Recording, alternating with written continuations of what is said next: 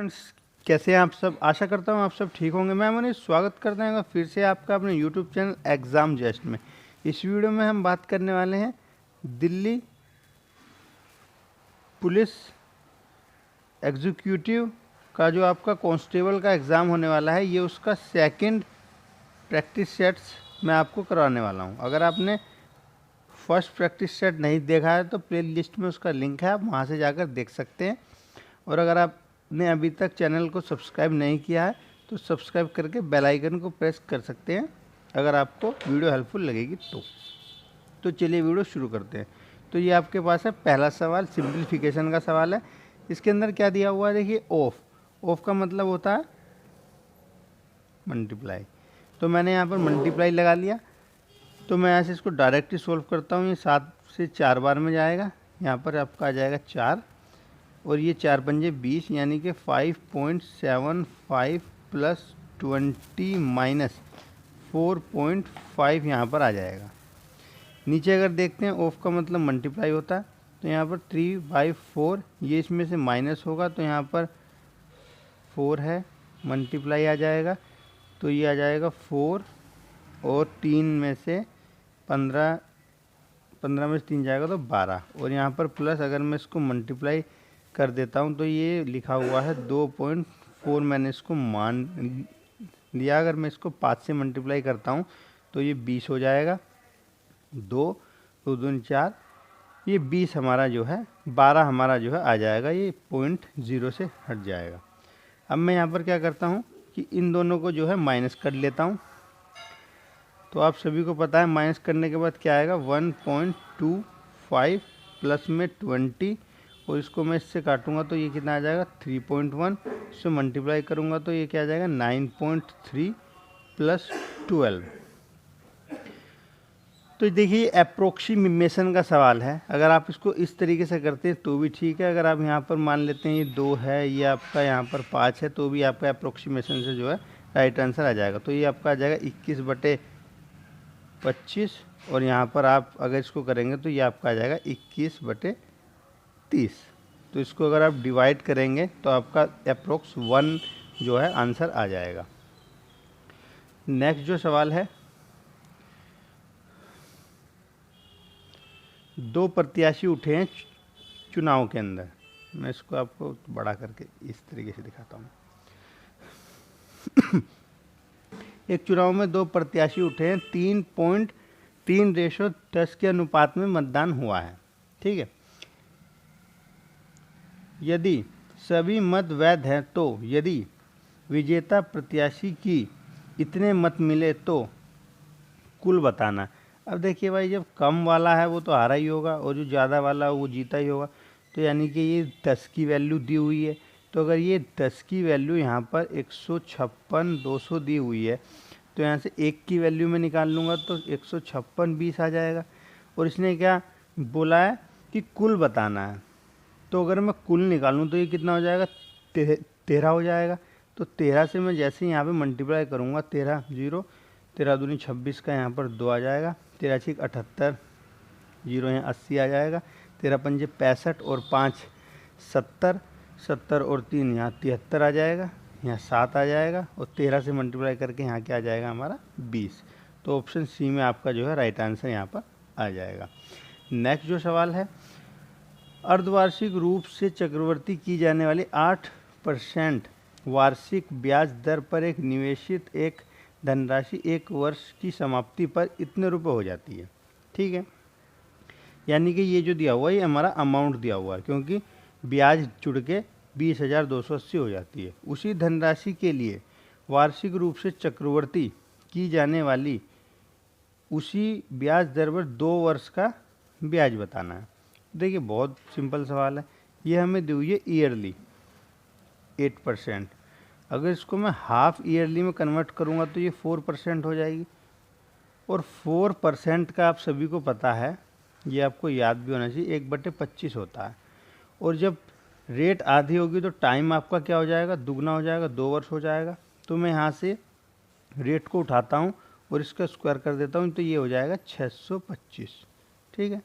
ये मैं आपको अपनी सभी वीडियो में बताता हूँ कि अगर आपके पास कुछ नहीं दिया हुआ तो आप रेट से जो है कैलकुलेट कर सकते हैं। तो फर्स्ट ईयर का क्या हो जाएगा 25, सेकंड ईयर का 25 और दूसरे ईयर का चक्रवृद्धि ब्याज लेगा वो आपका 1 हो जाएगा। इन सभी को जोड़ देंगे हम, तो ये सभी इसके बराबर आ जाएगा अमाउंट के। तो यहाँ क्या हो जाएगा आपका 650, 675, 676 जो है हमारा यहाँ पर आ गया। अब मैं आपको आगे बता दूं, जो 676 है ये हमारा अमाउंट के बराबर है, यानी कि इसको हम जैसे इससे डिवाइड करेंगे तो आप ये सीधा सीधा देख सकते हैं कि 3 बार में ये जा रहा है। 3 से 21, एक 22 का 2, 3 से 18 और 2 20, यानी कि 30 आ रहा है। तो 30 है, हमने जो अमाउंट माना था वो था हमारा 625। हम 30 को इससे मल्टीप्लाई कर देंगे तो क्या आ जाएगा 0, 3 पंजे 15 का 1, 3 दूनी 6 और 1 7 और 3 6 18, ये हमारा अमाउंट आ जाएगा। तो इन्होंने क्या बोला है कि इस रेट पर, वार्षिक जो रेट है उस पर हमें चक्रवृद्धि ब्याज बताओ 2 साल का। तो ये हमारा अमाउंट आ गया 18। ये अब 2 साल का यहाँ पे हम निकाल देंगे तो ये क्या हो जाएगा हमारा 8% क्या होता है 2/25 होता है।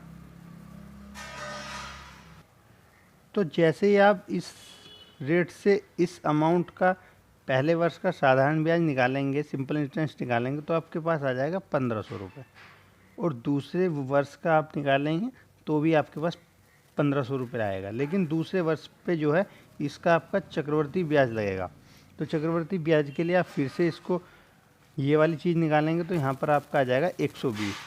तो ये इस ब्याज को हम जैसे ही जोड़ेंगे तो आपको 3120 जो है राइट आंसर मिल जाएगा। देखिए मैं इजी और पूरा विस्तार से आपको इसलिए बताता हूँ जिससे कि आपको समझ आ जाए। अगर मैं शॉर्ट में बताऊँगा तो आपको यहाँ पर समझ नहीं आएगा, क्योंकि ये इंटरेक्टिव सेशन नहीं है, आप मुझसे पूछ नहीं सकते। तो मैं चाहता हूँ कि आप एक बार वीडियो देखें और इस तरीके के सवाल जितने भी आएँ आप इजीली उनको कर पाएँ। तो नेक्स्ट सवाल देखिए, यदि किसी वृत्त की त्रिज्या 10% की वृद्धि की जाए तो उसके क्षेत्रफल में कितना प्रतिशत वृद्धि हो जाएगी। देखिए अगर आपको इसका फार्मूला कुछ नहीं पता तो आप डायरेक्ट यहाँ पे रखिए पाई आर स्क्वायर, दूसरी जगह रखिए पाई आर स्क्वायर, ठीक है। एक जगह आर को मान लीजिए 100 और इस जगह आर को आप मान लीजिए 10% वृद्धि हो रही है तो 110। यहाँ पर डायरेक्ट रखेंगे तो यहाँ पर क्या आ जाएगा 10,000 पाई। यहाँ पे अगर रखेंगे तो कितना आ जाएगा 121,000। अब इसमें से इसको माइनस कर लीजिए तो कितना आ जाएगा आपका 2100। जितना भी आए ये पीछे की 2 जीरो हटा दीजिए क्योंकि ये परसेंटेज में कन्वर्ट हो जाएंगे और 21 आपका जो है राइट आंसर आ जाएगा। एक समचतुर्भुज वो होता है जिसकी जो भुजाएं हैं सारी जो हैं बराबर होती हैं, ठीक है। क्षेत्रफल कितना होगा जिसकी भुजा 10 सेंटीमीटर और छोटा विकर्ण इतना है, ठीक है। तो ये इस तरीके से कुछ बात कर रहा है। विकर्ण इसका 6 हो गया, इसका 6 हो गया और ये भी 6 मान लीजिए क्योंकि भुजाएं बराबर हैं, और ये आपको दिया हुआ है 10। तो आप सभी को पता होगा समचतुर्भुज का जो फॉर्मूला होता है वो होता है 1/2 और विकर्णों का गुणनफल। तो एक विकर्ण हमें दिया हुआ, एक हमें निकालना है। तो जैसे कि ये वाला विकर्ण जो है आपको 6 दिया हुआ है, ये हमें निकालना है। तो 10 दिया हुआ है तो हम इसको स्क्वायर करके 100 कर लेंगे, ये 36 हो जाएगा, और प्लस दूसरा विकर्ण यहाँ पर क्या आ जाएगा x²। यहाँ से अगर मैं x की वैल्यू निकालूंगा तो आ जाएगी 8। ये पाया था, कोरस लगा के आप इजीली कर सकते हैं। देखिए 8 जो आया है ये आया है और ये भी एक 8 है, यानी कि पूरा जो D2 आएगा वो आपका आएगा 16। अब यहाँ से आप इजीली इस फॉर्मूले में रख दीजिए 1/2 और 12 और यहाँ से रख दीजिए आप 16। तो यहाँ से ये जाएगा 8, 12 8 96 आपका जो है राइट आंसर हो जाएगा। नेक्स्ट जो सवाल है आप यहाँ पर देख सकते हैं, चीनी की कीमत में इतने प्रतिशत की कमी के कारण इतने रुपए में इतनी चीनी अधिक आती है। तो चीनी का लाभ मूल्य बताना है, प्रति मूल्य बताना। देखिए इस सवाल में मैं आपको एक इजी ट्रिक दे दूँ, 2 बार आप यहाँ पर 1200 लिखिए, ठीक है। उनके नीचे अपोन कर दीजिए। कमी होने के बाद, कमी का मतलब है कि ये आपका यहाँ पर देखिए, मैं आप सभी को कई बार बता चुका हूँ, कमी 25% का मतलब है, यानी कि ये 75/100 दिया हुआ है। इसको काटेंगे तो 3/4 आ जाएगा। यहाँ पे हमने इसको x मानना है, जो कमी हुई। अगर वृद्धि होती तो 100 में जोड़ के लिख देते, जैसे कि अगर वृद्धि होती तो यहाँ 125/100 आ जाता, तो यहाँ 5/4 लिख देते। ये आप सभी को पता होना चाहिए। तो क्या है यहाँ पर 3x, और ये नीचे का 4 है, ये ऊपर चला जाएगा, तो मैं डायरेक्ट यहाँ पर इसको 4 लिख रहा हूँ। ये मल्टीप्लाई बाय 4 हो जाएगा, और ये यहाँ पर मैं बराबर में लिख दूंगा 10, ये वाला। अब देखिए, पहले अगर x था तो घटने के बाद 3x/4 हो जाएगा, तभी तो 10 किलो चीनी ज़्यादा आएगी। तो यानी कि ये जो वैल्यू है ये इससे ज़्यादा है, तो यहाँ माइनस आ जाएगा। एलसीएम लेके जैसे ही हम इसको सोल्व करेंगे तो ये 4 12 - 3 बराबर 10। यहाँ से अगर हम x की वैल्यू को निकालते हैं तो ये 36 हो जाएगा और ये 48 हो जाएगा, तो ऊपर कितना आ जाएगा 1200 आपका आ जाएगा। तो मैं यहाँ पे आपको करके बता देता हूँ x की वैल्यू, तो ये आ जाएगा 1200 3x बराबर 10। यहाँ से 10 से एक जीरो कट जाएगी, 3 से ये 40 बार में कट जाएगा, तो x की वैल्यू 40 आ जाएगी, और यही हमसे पूछा हुआ है। लेकिन अगर पूछता घटा हुआ मूल्य, तो इस 40 को हम 3/4 से मल्टीप्लाई करते और घटा हुआ मूल्य आपका आ जाता 30, जो कि ऑप्शन में नहीं है। तो इस तरीके से आपको इस सवाल को करना था। नेक्स्ट जो सवाल है, 3 वस्तुओं की प्रति वस्तु 200 रुपये के मूल्य में खरीदी गई, उनमें से एक को 12.5% की हानि पर बेचा गया। यदि अन्य 2 वस्तुओं को उस मूल्य पर बेचा गया हो जिस पर पूरे सौदे में 20% का लाभ हो, तो वस्तुओं पर होने वाला लाभ प्रतिशत बताना। देखिए, 3 वस्तुएं हैं, 3 वस्तुएं यहाँ पर आपको दी गई हैं, तो 200 का यानी कि 600, तो पूरे पे 20% का प्रॉफिट। मैं आपको पहले ही बता चुका हूँ 20% यानी कि 1/5 होता है, यानी कि यहाँ पर 120 और ऐड हो जाएगा, यानी कि 72 जीरो में आपकी टोटल बिकनी है भाई। लेकिन पहली वस्तु जो है वो 12.5% की हानि से है। जो 12.5% का मतलब होता है 1/8, ठीक है, 1/8 होता है। तो आप यहाँ से इसको अगर करेंगे, ये 1 मिनट रुकिए, 200 को 1/8 होता है माइनस, लेकिन हानि हो रही है, तो 8 में से 1 जाके यहाँ 7 बचेगा, इतना जब भी तो आएगा। अगर मैं इसको यहाँ से काटता हूँ तो ये हमारा कितना हो जाएगा भाई 4 से काटूंगा तो 4 पंजे 20, 4 दूनी 8, और ये हमारा कितना हो जाएगा 25 सत्ते 175, और हमें बेचना कितने में है 72 जीरो में।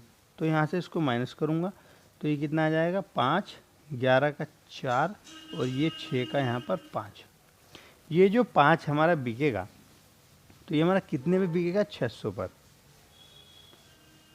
ये जो हमारा 5 है ये हमारा टोटल पर बिकेगा। अगर आप ऐसा सोच रहे हैं तो बिल्कुल गलत है, क्योंकि 200 यहाँ पर आ चुका है।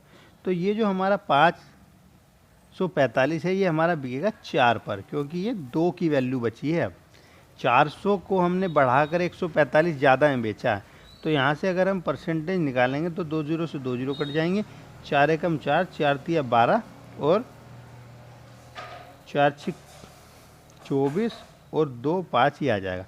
तो यानी कि 100 से ज़्यादा है, तो इसमें से 100 को माइनस कर देंगे तो 36.25 आपका जो है लाभ प्रतिशत जो है आ जाएगा।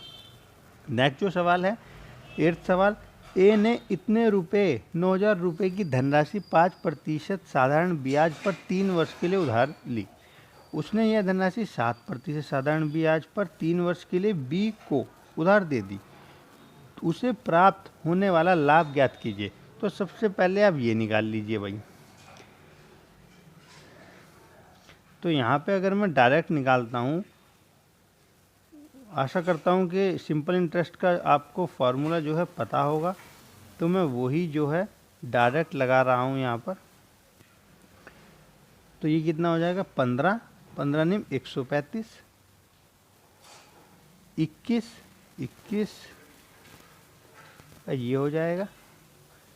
अगर मैं इसमें से इसको माइनस करता हूँ तो 045, ये आपका 540 जो है राइट आंसर आ जाएगा। मैंने क्या किया, पहले इसका साधारण ब्याज निकाल लिया, फिर दूसरी स्टेटमेंट जो है उसका साधारण ब्याज निकाल लिया, ये आ गया, फिर दोनों को माइनस कर दिया तो मेरा जो है लाभ आ गया। इस तरीके से आपको इस सवाल को करना था। ये जो सवाल है, दो संख्याएं हैं इसके अंदर और दो संख्याओं के वर्गों का योग आपको दिया हुआ है। यानी कि अगर मैं मान लूँ x² y² बराबर 2, 24, 26 दिया हुआ है। एक संख्या के वर्गमूल 7 है, यानी कि वो संख्या 49 है और उसका वर्गमूल 7 है। सिंपल सी बात है। तो संख्या यहाँ पर आ जाएगी ये, तो यहाँ पर y², 2426। अगर मैं 49 का वर्ग निकालता हूँ तो ये आपको थोड़ा सा याद होना चाहिए, कुछ इम्पोर्टेंट का 2401 होता है। ये इसमें से मैं इसको माइनस करूँगा तो ये कितना आ जाएगा 25, और 25 y² है तो y की वैल्यू आपकी कितनी आ जाएगी 5। इस तरीके से इस सवाल को आपको टैकल करना था। देखिए, जो भी एग्ज़ाम में सवाल आएंगे वो 15 सवाल आएंगे, 15 क्वेश्चन आएंगे, और 15 में से आपको 15 ही मार्क्स जो हैं यहाँ पर ऑब्टेन करने हैं। क्योंकि अगर एक भी मार्क आपने कम किया 14 या 13 तो वहीं से आपकी जो मेरिट जो है गिरने लग जाएगी, क्योंकि कंपटीशन बहुत ज़्यादा रहेगा, क्योंकि वैकेंसी जो है कम है। तो आप स्कोर करने की कोशिश कीजिए 15 आउट ऑफ 15 मैथ में। एक रेलगाड़ी 400 किलोमीटर की दूरी एक समान चाल से तय करती है। यदि उसकी चाल 10 किलोमीटर पर आवर अधिक होती तो उसे वह दूरी तय करने में 2 घंटे कम लगते। रेलगाड़ी की चाल बतानी है। ये भी सिंपल, जैसे मैंने आपको बताया था वो चीनी वाला, उसी प्रकार से आपको करना है। जो भी दिया हुआ इस तरीके से लिख लेना, 400, 400 और 2। तो देखिए, जब हमने अधिक की है स्पीड, मान लीजिए स्पीड थी x और मैंने इसमें 10 बढ़ा दिया, ठीक है, तो मेरे पास अधिक करेंगे स्पीड तो मेरे पास क्या आएगा, समय कम आएगा। अगर स्पीड कम कर दूंगा तो समय ज़्यादा आएगा। ये आप सभी को पता है, स्पीड से जो टाइम का रिलेशन होता है वो इन्वर्सली प्रोपोर्शनल होता है। टाइम बढ़ा देंगे तो स्पीड ज़्यादा, टाइम घटा देंगे तो स्पीड कम। ऐसा बोलूँ, या फिर टाइम घटा देंगे तो स्पीड ज़्यादा और टाइम बढ़ा देंगे तो स्पीड कम। इस तरीके से आप इसको याद रख सकते हैं। तो ये आप 400 रखिए यहाँ पर, 400 और ये 2।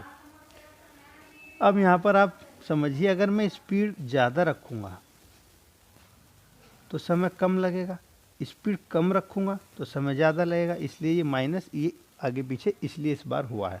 तो ये आप प्रैक्टिस करेंगे तो समझ आ जाएगा आपको। तो यहाँ पे मैं इसको क्रॉस मल्टीप्लाई करता हूँ तो ये क्या आ जाएगा मेरा, 400x प्लस 4000 और यहाँ पर इधर माइनस 400x। नीचे आ जाएगा आपका x² प्लस 10x और ये 2 से आपका मल्टीप्लाई होगा। देखिए, 400x से 400x कट जाएगा, यहाँ बचेगा हमारा 4000। 2x² प्लस 20x माइनस हमारा आ जाएगा 4000, 0। अगर मैं यहाँ से 2 को कॉमन लूँ तो ये हमारा आ जाएगा 10x और ये हमारा आ जाएगा 2000, 0। ये आपकी क्वाड्रेटिक इक्वेशन बन गई है। इसको आप इजीली सॉल्व कर सकते हैं। किस तरीके से कर सकते हैं, 4 पंजे 20। कलर मैं चेंज करता हूँ फिर आपको बताता हूँ। देखिए, x² है प्लस है 50x को 40x से मल्टीप्लाई करके 2000 में ला सकता हूँ, ठीक है, और घटाऊँगा तो मेरा 10 आ जाएगा। तो उसी प्रकार से हम यहाँ से अब कॉमन लेंगे तो ये आ जाएगा x प्लस 10 और यहाँ पर आ जाएगा x माइनस 40। देखिए इसमें से अगर x की वैल्यू निकालेंगे तो -50 आएगा, इसमें से x की वैल्यू निकालेंगे तो +14 आएगा, और +14 ही आपका किलोमीटर हो सकता है, क्योंकि स्पीड माइनस में आपकी नहीं हो सकती, तो 14 आपका आंसर यहाँ पर बन जाएगा। नेक्स्ट जो सवाल है आपका 10th सवाल, वह छोटी से छोटी संख्या कौन सी है जिसे इतने इतने से विभाजित करने पर समान शेषफल 2 प्राप्त होता है। तो इन सभी का आप जो है एलसीएम लीजिए पहले। अगर आपको एलसीएम की ट्रिक नहीं पता तो आप इस तरीके से भी ले सकते हैं, इसमें कोई ऐसी दिक्कत वाली बात यहाँ पर नहीं है।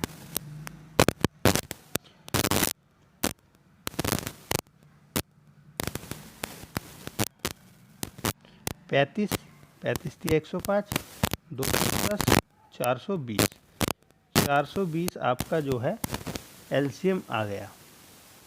अब इसने बोला है 2 शेष बच रहे थे, तो इस 2 शेष को इसमें ऐड कर दीजिए, 422 आपका राइट आंसर हो जाएगा। कई बार क्या होता है, ये 422 दिया नहीं होता इस तरीके से वो क्या कर देता है कि यहाँ पर 422 ना रह के इसमें 420 और ऐड करके 2 4 8 इस तरीके से आपको दे देता है, जैसे कि ये ऑप्शन में दिया हुआ है।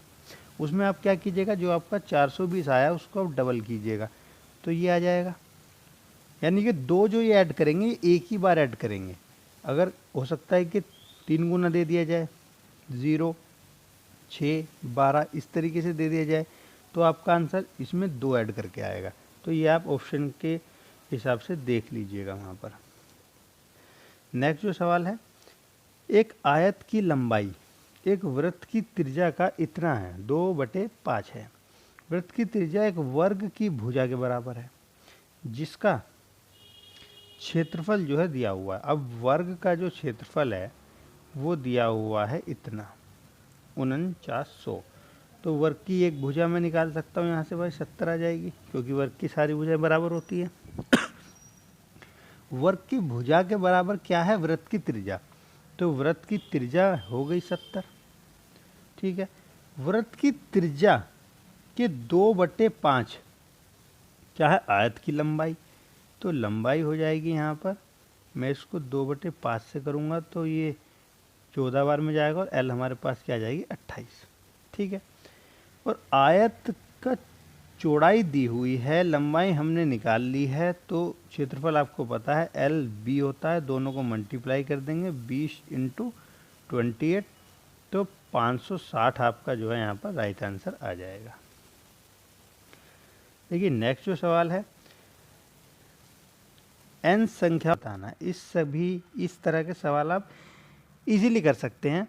बस आप यहाँ पर n की जगह जो है 100 मान लीजिए। 100 मानते ही एवरेज कितना है 36, तो टोटल आपका कितना हो जाएगा 3600। ये आप याद रखिए।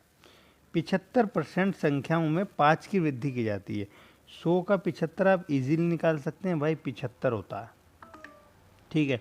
उसमें 5 की वृद्धि की जा रही है, तो टोटल वृद्धि कितनी होगी, यहाँ 25 और यहाँ 5 7 35 37, ठीक है। इतनी वृद्धि हो रही है।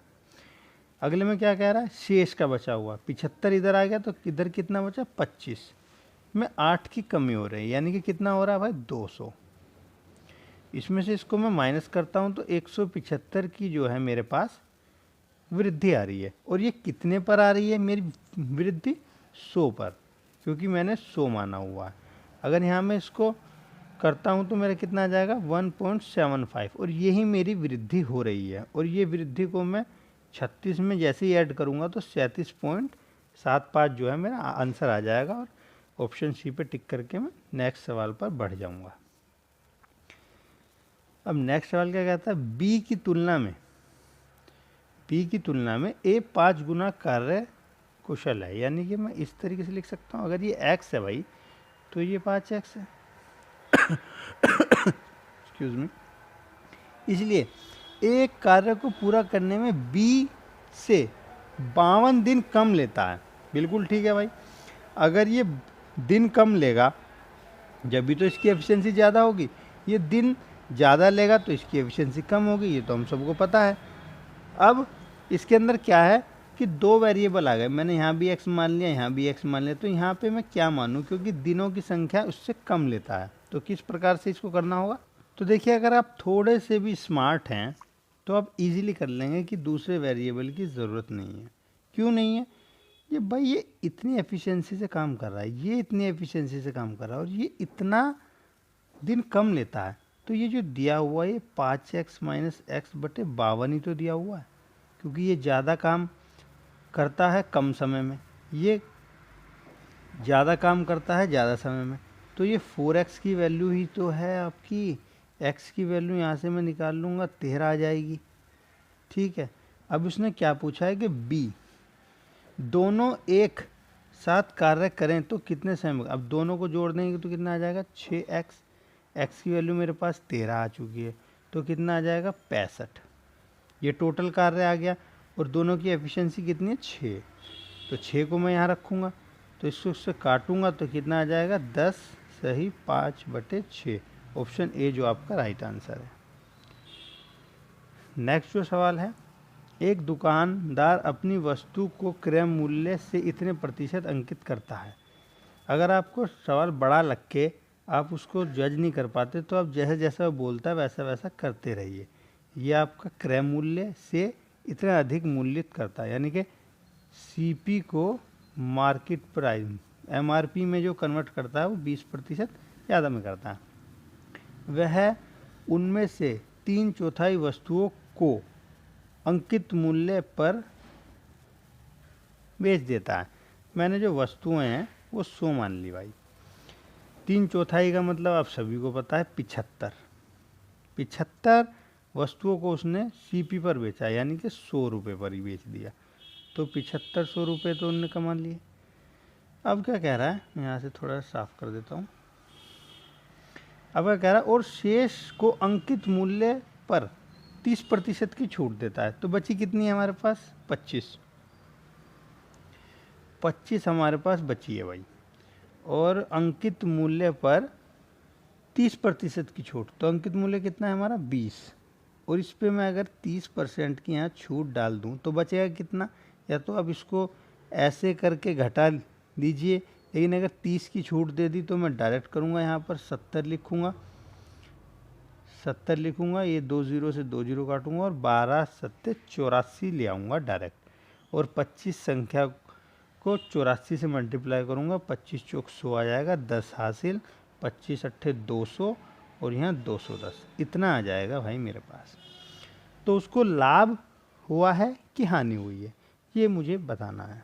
ठीक है, तो देखिए इन दोनों को अगर मैं ऐड करता हूँ तो 0 0 6 और 9 आपका आ गया। ठीक है, यहाँ पर जो इस सवाल में थोड़ी सी मुझे गड़बड़ लग रही है, ये जो पढ़ने में है गड़बड़ होगी, अंकित मूल्य पर बेचता है और अंकित मूल्य है 120, तो यहाँ पर आपका 0 ना आकर क्या आएगा 120 आएगा भाई, यहाँ पर 2 आएगा, और मैं जब इसको मल्टीप्लाई करूँगा तो ये 7500 ना आकर क्या आएगा आपका 0, 12 पंजे 60 का 6, 12 6 72 और ये 78। ठीक है, अब मैं अगर इन दोनों को ऐड करता हूँ 0 0 इन दोनों को, तो ये 9 और ये यहाँ पर कितना आ जाएगा 9।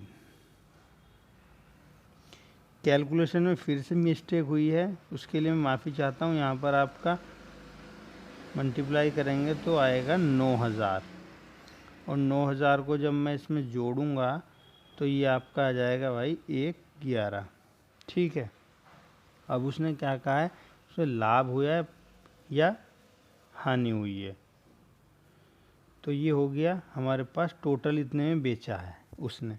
और अंकित मूल्य अगर मैं पूरे पर, क्योंकि मार्केट प्राइस पर ही बेचा हुआ है, तो अगर मैं 100 में 100 को बेचता हूँ, यानी कि अगर मैं कलर चेंज करके आपको यहाँ पर बताऊँ कि 100 वस्तुएं हैं और 100 रुपये में ही मैं उनको बेच रहा हूँ, क्यों, तो कितना आ जाएगा 10,000। तो ये 10,000 से कितना ज़्यादा है, 10,000 से 1100 ज़्यादा है, कितने पे ज़्यादा है, तो 100 पे ज़्यादा है, तो ये इसलिए यहाँ पर 11% का लाभ यहाँ इस सवाल में होगा। ये आपका लास्ट सवाल था। आशा करता हूँ कि आपको वीडियो अच्छी लगी होगी। अगर आप इसका नेक्स्ट सेशन चाहते हैं तो कमेंट कर दीजिएगा। अगर आपको कोई क्वेरी है तो भी आप कमेंट बॉक्स कर सकते हैं। अगर आपको डायरेक्ट मुझसे कुछ बातचीत करनी है एग्ज़ाम से तो टेलीग्राम चैनल का लिंक है, आप वहाँ पर मुझे फॉलो कर सकते हैं। किसी भी तरीके की पीडीएफ होती है, वो चाहे प्रीवियस एग्ज़ाम के पीडीएफ हों या फिर आपका जनरल अवेयरनेस हो, और वहाँ पर मैं डेली अपडेट भी करता हूँ। छोटे छोटे चीज़ जैसे चंद्रयान आपका गया था, उस पर सवाल किस तरीके से आ सकते हैं, एशियन गेम जो आपके उन पर सवाल किस तरीके से आ सकते हैं, इंडिया ने कितने मेडल जीते, कौन किस में पॉपुलर है, इस तरीके के सवाल के लिए आप जीके के लिए भी वहाँ पर मुझे फॉलो कर सकते हैं। तो थैंक यू फॉर वॉचिंग, मिलते हैं नेक्स्ट वीडियो में, तब तक के लिए धन्यवाद।